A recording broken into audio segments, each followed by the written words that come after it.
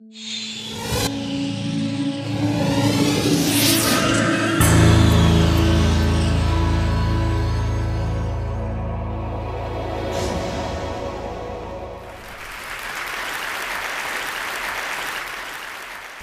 do you explain when things don't go as we assume? Or better, how do you explain when others are able to achieve things that seem to defy all of the assumptions?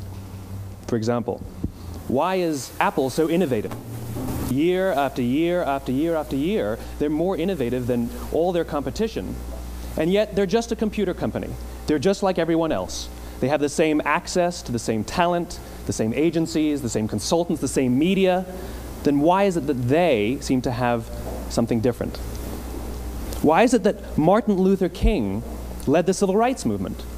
He wasn't the only man who suffered in a pre-civil rights America, and he certainly wasn't the only great orator of the day. Why him?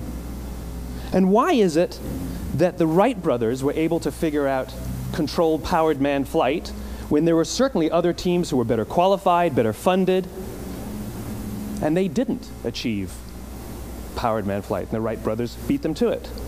There's something else at play here. About 3.5 years ago, I made a discovery, and this discovery profoundly changed my view on how I thought the world worked, and it even profoundly changed the way in which I operate in it. As it turns out, there's a pattern. As it turns out, all the great and inspiring leaders and organizations in the world, whether it's Apple or Martin Luther King or the Wright brothers, they all think, act, and communicate the exact same way, and it's the complete opposite to everyone else. All I did was codify it. And it's probably the world's simplest idea. I call it the golden circle.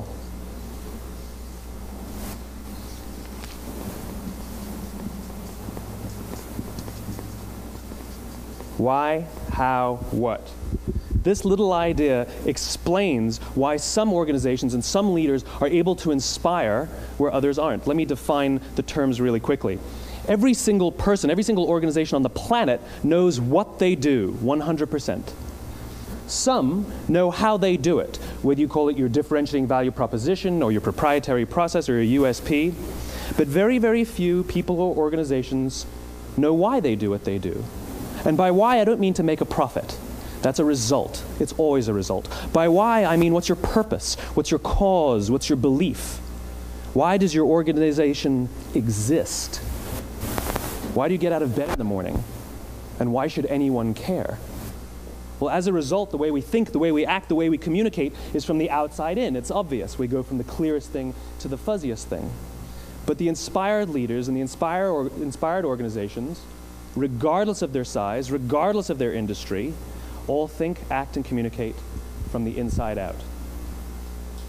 Let me give you an example. I use Apple because they're easy to understand and everybody gets it. If Apple were like everyone else, a marketing message from them might sound like this: we make great computers. They're beautifully designed, simple to use, and user-friendly. Want to buy one? Meh. And that's how most of us communicate. That's how most marketing is done, that's how most sales is done, and that's how most of us communicate interpersonally. We say what we do, we say how we're different or how we better, and we expect some sort of behavior, a purchase, a vote, something like that. Here's our new law firm. We have the best lawyers with the biggest clients. We have, we always perform for our clients, do business with us. Here's our new car. It gets great gas mileage. It has, leather seats. Buy our car. But it's uninspiring. Here's how Apple actually communicates. Everything we do, we believe in challenging the status quo. We believe in thinking differently. The way we challenge the status quo is by making our products beautifully designed, simple to use, and user-friendly. We just happen to make great computers. Want to buy one? Totally different, right? You're ready to buy a computer from me. All I did was reverse the order of the information. What it proves to us is that people don't buy what you do, people buy why you do it. People don't buy what you do, they buy why you do it. This explains why every single person in this room is perfectly comfortable buying a computer from Apple. But we're also perfectly comfortable buying an MP3 player from Apple, or a phone from Apple, or a DVR from Apple. But as I said before, Apple's just a computer company. There's nothing that distinguishes them structurally from any of their competitors. Their competitors are all equally qualified to make all of these products. In fact, they tried. A few years ago, Gateway came out with flat-screen TVs. They're eminently qualified to make flat-screen TVs. They've been making flat-screen monitors for years. Nobody bought one. And Dell came out with MP3 players and PDAs. And they make great quality products, and they can make perfectly well-designed products, and nobody bought one. In fact, talking about it now, we can't even imagine buying an MP3 player from Dell. Why would you buy an MP3 player from a computer company? But we do it every day. People don't buy what you do, they buy why you do it. The goal is not to do business with everybody who needs what you have. The goal is to do business with people who believe what you believe. Here's the best part. None of what I'm telling you is my opinion. It's all grounded in the tenets of biology, not psychology, biology. If you look at a cross-section of the human brain, looking from the top down, what you see is the human brain is actually broken into three major components that correlate perfectly with the golden circle. Our newest brain, our Homo sapien brain, our neocortex, corresponds with the what level. The neocortex is responsible for all of our rational and analytical thought and language. The middle two sections make up our limbic brains, and our limbic brains are responsible for all of our feelings, like trust and loyalty. It's also responsible for all human behavior, all decision-making, and it has no capacity for language. In other words, when we communicate from the outside in, yes, people can understand vast amounts of complicated information like features and benefits and facts and figures. It just doesn't drive behavior. When we communicate from the inside out, we're talking directly to the part of the brain that controls behavior, and then we allow people to rationalize it with the tangible things we say and do. This is where gut decisions come from. You know, sometimes you can give somebody all the facts and your figures, and they say, I know what all the facts and details say, but it just doesn't feel right. Why would we use that verb? It doesn't feel right. Because the part of the brain that controls decision-making doesn't control language. And the best we can muster up is, I don't know, it just doesn't feel right. Or sometimes you say you're leading with your heart or you're leading with your soul. Well, I hate to break it to you, those aren't other body parts controlling your behavior. It's all happening here in your limbic brain, the part of the brain that controls decision-making and not language. But if you don't know why you do what you do, and people respond to why you do what you do, then how will you ever get people to vote for you or buy something from you, or more importantly, be loyal and want to be a part of what it is that you do? Again, the goal is not just to sell people who need what you have. The goal is to sell to people who believe what you believe. The goal is not just to hire people who need a job.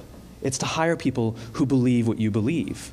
I always say that, you know, there's, if you hire people just because they can do a job, they'll work for your money. But if you hire people who believe what you believe, they work for you with blood and sweat and tears.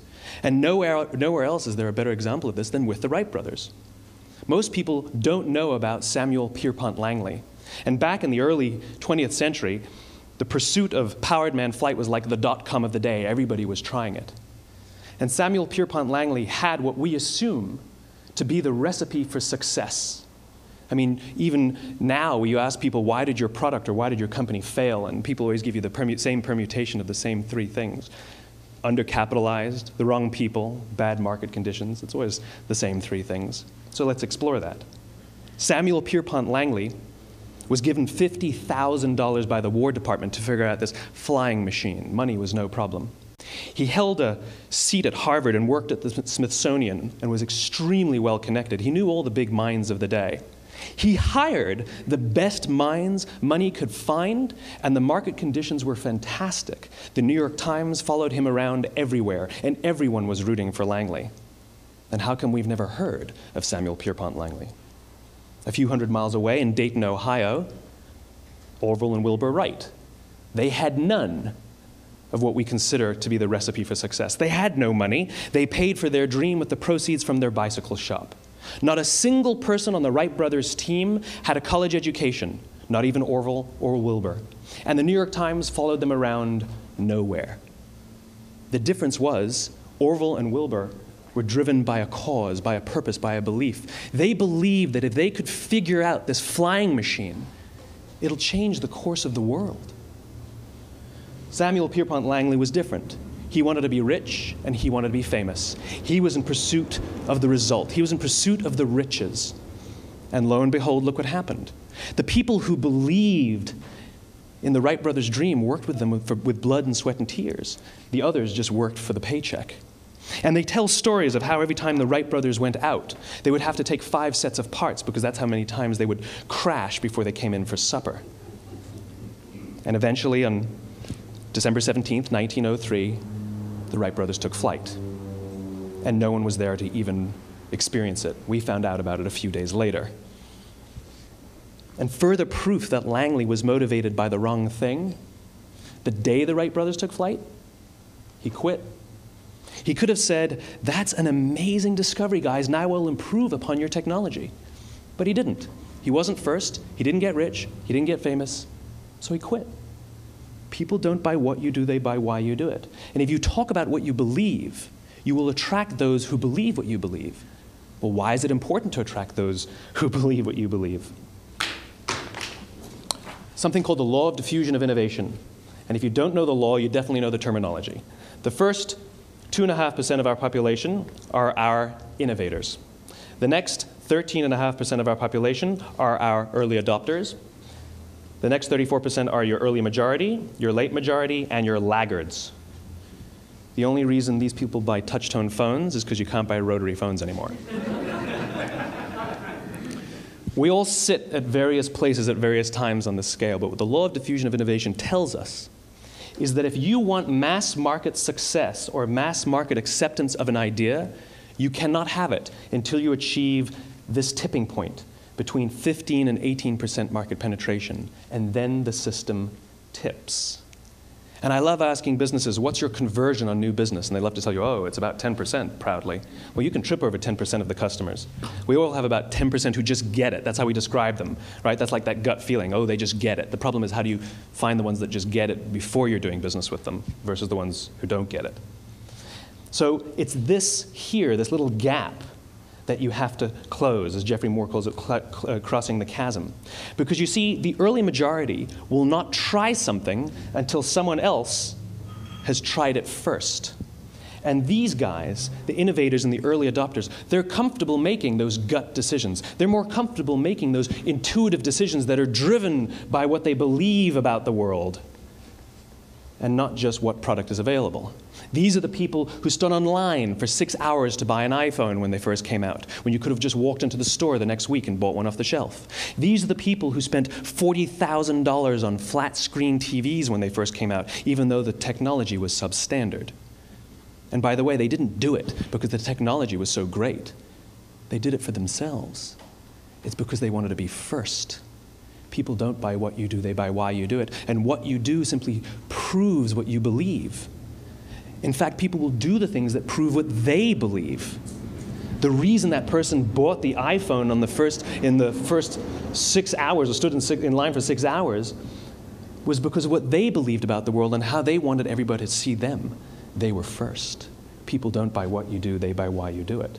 So let me give you a famous example, a famous failure and a famous success of the law of diffusion of innovation. First, the famous failure. It's a commercial example. As we said before a second ago, the recipe for success is money and the right people and the right marketing conditions, right? You should have success then. Look at TiVo. From the time TiVo came out about 8 or 9 years ago to this current day, they are the single highest quality product on the market. Hands down, there is no dispute. They were extremely well-funded. Market conditions were fantastic. I mean, we use TiVo as a verb. I TiVo stuff on my piece of junk Time Warner DVR all the time. But TiVo is a commercial failure. They've never made money.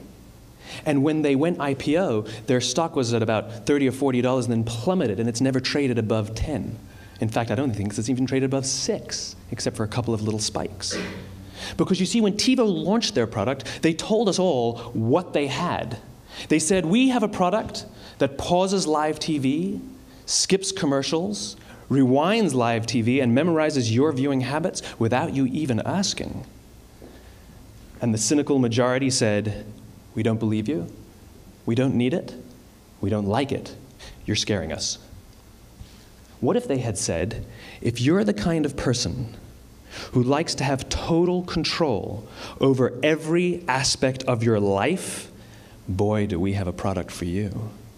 It pauses live TV, skips commercials, memorizes your viewing habits, etc., etc. People don't buy what you do, they buy why you do it, and what you do simply serves as the proof of what you believe. Now let me give you a successful example of the law of diffusion of innovation. In the summer of 1963, 250,000 people showed up on the Mall in Washington to hear Dr. King speak. They sent out no invitations, and there was no website to check the date. How do you do that? Well, Dr. King wasn't the only man in America who was a great orator. He wasn't the only man in America who suffered in a pre-civil rights America. In fact, some of his ideas were bad, but he had a gift. He didn't go around telling people what needed to change in America. He went around and told people what he believed. I believe, I believe, I believe, he told people. And people who believed what he believed took his cause and they made it their own, and they told people. And some of those people created structures to get the word out to even more people. And lo and behold, 250,000 people showed up on the right day, on the right time to hear him speak. How many of them showed up for him? 0. They showed up for themselves. It's what they believed about America that got them to travel on a bus for 8 hours to stand in the sun in Washington in the middle of August. It's what they believed, and it wasn't about black versus white. 25% of the audience was white. Dr. King believed that there are 2 types of laws in this world, those that are made by a higher authority and those that are made by man. And not until all the laws that are made by man are consistent with the laws that are made by the higher authority will we live in a just world. It just so happens that the civil rights movement was the perfect thing to help him bring his cause to life. We followed him not for him, but for ourselves. And by the way, he gave the I have a dream speech, not the I have a plan speech. Listen to politicians now with their comprehensive 12-point plans. They're not inspiring anybody. Because there are leaders and there are those who lead. Leaders hold a position of power or authority, but those who lead inspire us. Whether they're individuals or organizations, we follow those who lead not because we have to, but because we want to. We follow those who lead not for them, but for ourselves. And it's those who start with why that have the ability to inspire those around them or find others who inspire them. Thank you very much.